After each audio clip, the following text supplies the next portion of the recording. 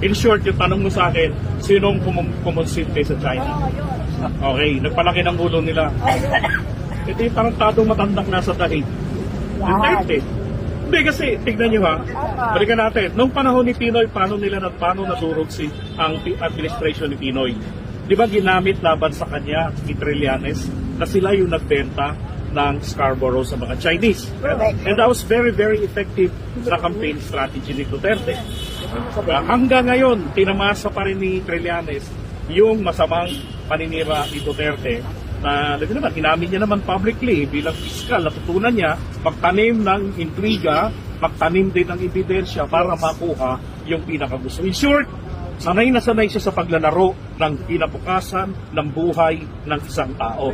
Maging matagumpay lang. Sino yan? Itigong na naman, yung tarantadong nasa daig. Ngayon, Matandang Duterte. so, naalala ko noong kanyang campaign period na talagang sabi ko, mukhang hindi nagkamali ang Marcos loyalists, ang pamilya Marcos sa pag-endorse.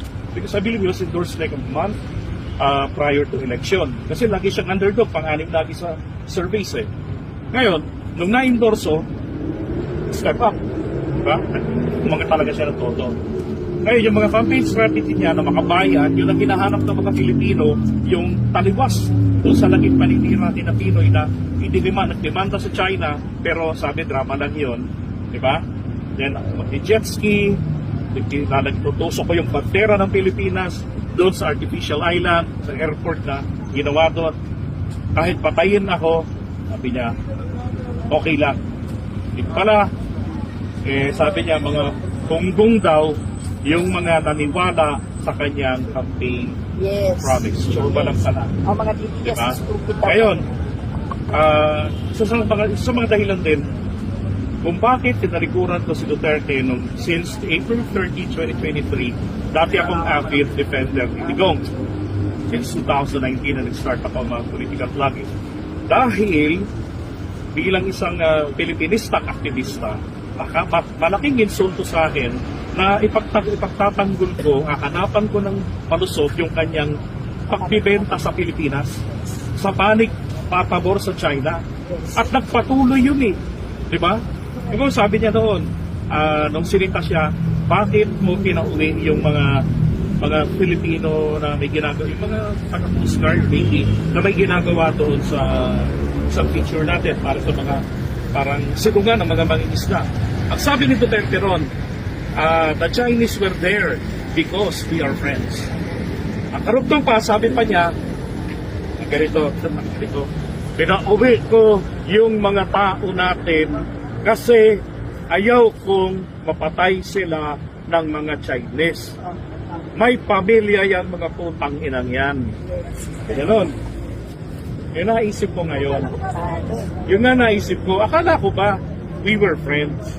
Ba't nila papatayin yung mga sundalo natin doon? Pinauwi niya. Simply to justify ang pagpapauwi. Parang kay Marcoleta, ngayon, na gusto niyang i-give up ang claim na KIG para yung isang batas na napirmahan noong 2024, kung di ako nagkakamali, ay mapaamyendahan niya dahil ayaw na ayaw ng China ang batas na yon.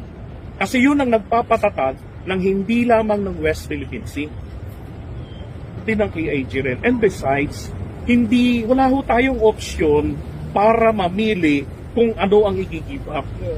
Diba? Yung KIG, nandiyan na yan eh. Oo, totoo yung sinasabi niya.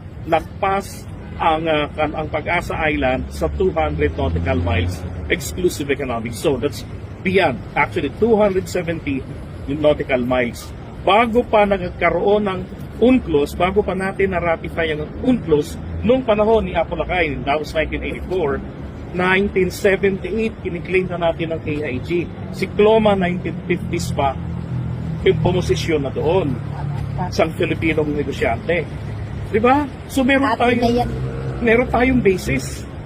Hindi natin ito dapat na nabibitiwan natin ng KIG claim for the sole purpose, makapag-drawing na tayo ng mapa natin na may coordinates ng West Philippine Sea.